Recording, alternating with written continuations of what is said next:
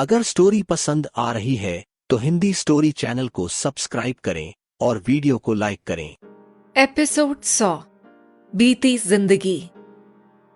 लैला की नजर जैसे ही उस पर पड़ी, ठीक वही पल था जब कमरे से निकल रही लड़की की नजर भी लैला पर पड़ी।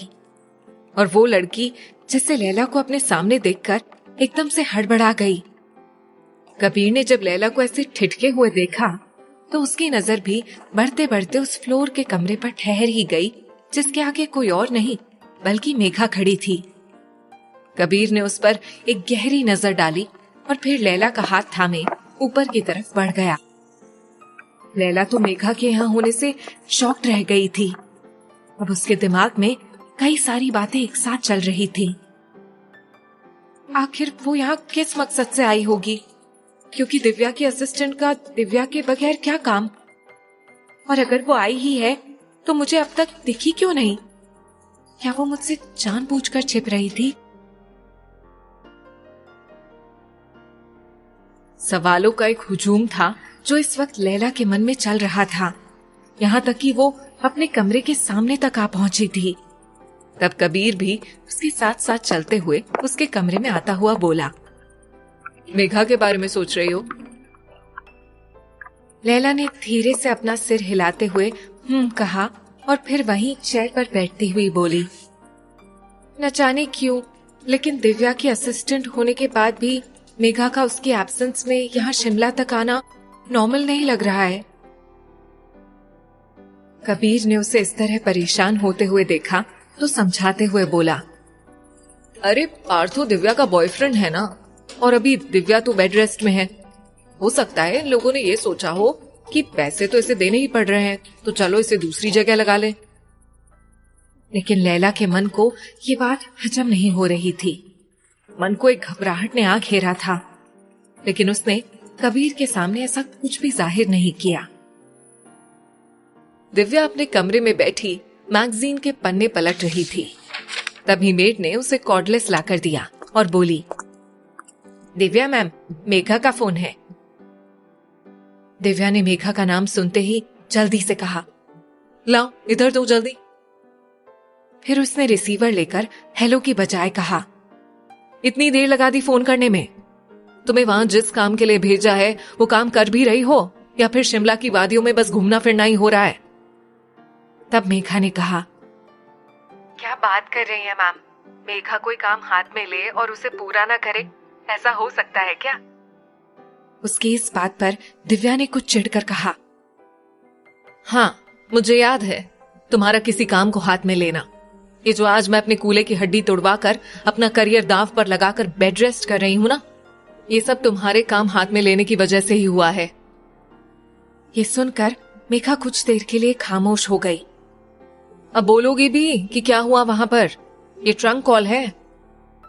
मेघा ने सुनते ही जल्दी से कहा, हाँ सॉरी मैम, ऐसे तो पहले दिन ही बहुत बड़ी कामयाबी मिल गई है, लेकिन मैं फिर भी कोशिशें जारी रखूंगी और मैं पूरी कोशिश करूंगी कि जितनी जल्दी हो सके आप तक वो सब कुछ पहुंचा दूं। दिव्या ने कुछ सोचते हुए कहा, गुड। अब मेरी एक बात ध्यान से सुनो, अगर वहां रहते हुए इन सब के अलावा भी कुछ कर सको तो चूकना मत। हमें अपनी तरफ से कोई मौका जाने नहीं देना है। मैंने इतनी बार कोशिशें की और हर बार मेरा दांव मुझ पर ही उल्टा पड़ गया, लेकिन दिव्या उन लोगों में से नहीं है जो हार कर खामोश बैठ जाएं। मैं उस लड़की को तो सबक सिखाकर रहूंगी। मेघा ने उसकी हाँ में हाँ मिलाते हुए कहा, आप जैसा चाहती हैं इस बार वैसा ही कुछ होगा मैम, डोंट वरी। मेघा ने कहकर कॉल रख दिया था, जबकि इधर दिव्या के चेहरे पर एक शातिराना स्माइल बिखर गई थी। पिछले कुछ दिनों से पाहुजा साहब की तबीयत कुछ ठीक नहीं लग रही थी, यहाँ तक कि वो डॉक्टर को भी दिखाए थे, लेकिन न जाने क्यों अभी तक वो बेहतर नहीं हो पाए थे। सुजो एक बार फिर डॉक्टर से मिलकर आया तो वो कुछ अपसेट सा था, क्योंकि डॉक्टर ने कहा था कि पाहुजा साहब को अंदर ही अंदर कोई स्ट्रेस खाए जा रहा है, जिसकी वजह से ना तो उनका शुगर लेवल डाउन हो पा रहा था और ना ही ब्लड प्रेशर पर कंट्रोल हो रहा था। एक बार दिल का दौरा झेल चुके पाहुजा साहब के लिए ये एक बहुत बड़े खतरे की घंटी हो सकती है। डॉक्टर के कहे हुए ये लफ्ज सुजॉय के कानों में गूंज रहे थे, इसलिए उसने अभी घर लौटते हुए ये तय कर लिया था कि वो इस बारे में पाहूजा साहब से साफ साफ बात करके रहेगा। घर लौटते ही उसने मेड से लतिका जी और पाहूजा साहब के बारे में पूछा। मेड ने उसे बताया कि लतिका जी कहीं बाहर गई हुई हैं और पाहूजा साहब अपने कमरे में आराम कर रहे हैं। लतिका जी के बाहर होने का सुनकर सुजॉय को कुछ सुकून मिला, क्योंकि अब वो पाहूजा साहब से खुलकर बात कर सकता था, जो कि शायद उनकी मौजूदगी में मुमकिन नहीं होता। वो पाहूजा साहब का गेट नॉक करते हुए दरवाजा खोलकर अंदर चला गया। अंदर आते ही उसने महसूस किया कि पाहूजा साहब उसे देखते ही टेबल के पीछे कुछ छुपाने की कोशिश कर रहे हैं। उन्होंने उसे देखते ही कहा, ओ सुजॉय बेटा, आओ, बड़ी जल्दी लौट आए सेट से। सुजॉय ने उन्हें उलझी हुई नजरों से देखते हुए कहा, मैं सेट पर गया ही नहीं था डैड। पाहूजा साहब ने चौंकते हुए पूछा, तो कहां गए थे? सुजॉय ने नजरें झुकाए हुए कहा, आपके डॉक्टर ने मिलने बुलाया था। अच्छा, फिर क्या कहा डॉक्टर ने? सुजॉय ने एकदम से उठकर टेबल के पीछे हाथ डाला और फिर वहां से कोई चीज निकालते हुए बोला, डॉक्टर ने कहा कि कोई स्ट्रेस आपको परेशान कर रहा है। फिर उसने टेबल से बाहर निकली हुई चीज की तरफ देखा। वो एक तस्वीर थी जिसमें हंसती मुस्कुराती सुहाना नजर आ रही थी। सुजॉय ने एक गहरी सांस ली और फिर सुहाना की तस्वीर को घूरते हुए धीरे से बोला, तो ये वजह है आपके स्ट्रेस की? पाहूजा साहब ने नजरें चुराते हुए कहा, मैंने तुझे उस डिटेक्टिव से बात करते हुए सुन लिया था कि उन्होंने सुहाना को देखा था। तब से न जाने क्यों दिल को एक आस सी हो गई है उससे आ मिलने की। सुजॉय ने वो तस्वीर वापस वहीं पर रखते हुए कहा, और जो अभी मेरी जगह पर मां आ जाती और ये फोटो देख लेती तो आप जानते हैं ना कि क्या कयामत हो सकती थी।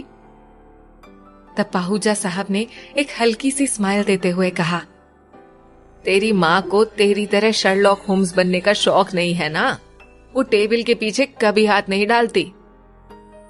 उनकी इस मासूम सी बात पर सुजॉय को भी हंसी आ गई।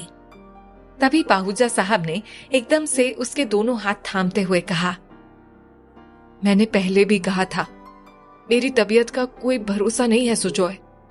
हो सके तो मुझे एक आखिरी बार सुहाना से मिलवा दे। मैं मरने से पहले एक बार उसे देखना चाहता हूं। कहते हुए पाहूजा साहब बच्चों की तरह बिलखने लगे। तभी सुजॉय ने उन्हें एकदम से गले लगाते हुए कहा, डैड प्लीज प्लीज रोइए मत, आपकी तबीयत पहले से ही खराब है। अगर आप इसी तरह स्ट्रेस लेते रहे तो आपकी प्रॉब्लम बढ़ सकती है। कहकर उसने पाहूजा साहब को लिटाने की कोशिश की। पाहूजा साहब ने अपना रोना कंट्रोल करते हुए बेड पर लेटते हुए कहा, बस एक बार बेटा। कहते हुए उनके हाथ अपने सीने पर लगे हुए थे, जैसे कि दिल में उठ रहे दर्द को बर्दाश्त करने की कोशिश कर रहे हों। कबीर ने उनका हाथ हटाकर धीरे धीरे उनका सीना खुद से रब करते हुए कहा, मैं प्रॉमिस करता हूं डैड, मैं सुहाना को जल्द से जल्द ढूंढ निकालूंगा। बस आप मुझसे प्रॉमिस कीजिए कि आप स्ट्रेस नहीं लेंगे, हम उसे जल्दी से ढूंढ निकालेंगे। सुजॉय ने बेहद कॉन्फिडेंस से कहा तो पाहूजा साहब भी कुछ रिलैक्स्ड हो गए थे। फिर सुजॉय ने उन्हें जरूरी दवाएं देकर सुला दिया और फिर अपने कमरे में चला आया। कुछ देर तक बैठा हुआ वो यही सोचने लगा था कि आखिर उसे सुहाना को ढूंढने के लिए और क्या करना चाहिए। इस मामले में उसकी मदद सिर्फ और सिर्फ वो डिटेक्टिव ही कर सकता था। ये ख्याल आते ही सुजॉय ने फोन उठाकर उसका नंबर डायल किया और फिर उसके फोन उठाते ही बोला, मैं पिछले 1.5 सालों से तुम्हारी सारी फीस भर रहा हूं, लेकिन इन 1.5 सालों में तुम इतना छोटा सा केस सॉल्व नहीं कर पाए।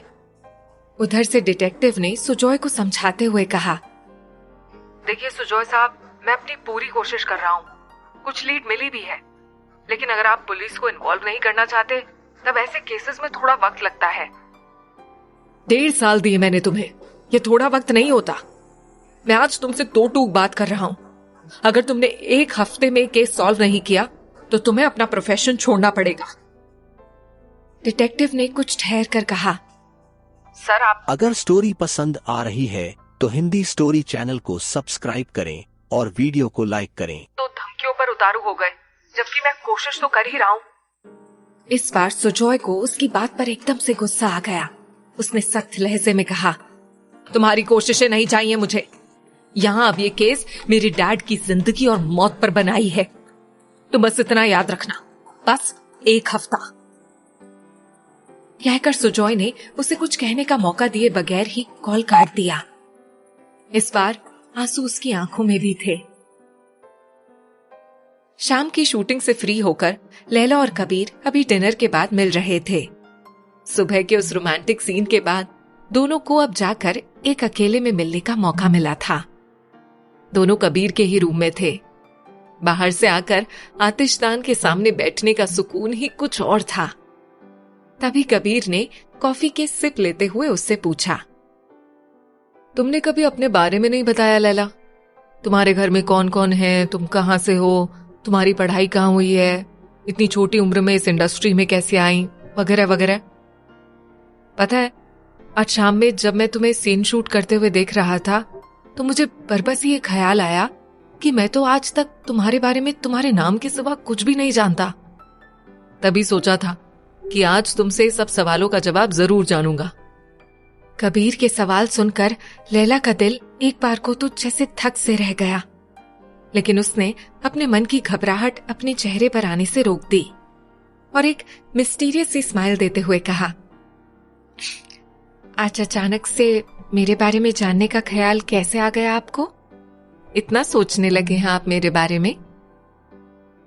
लैला की आंखों में छुपी बदमाशी महसूस करके कबीर के होठों पर भी स्माइल बिखर गई थी।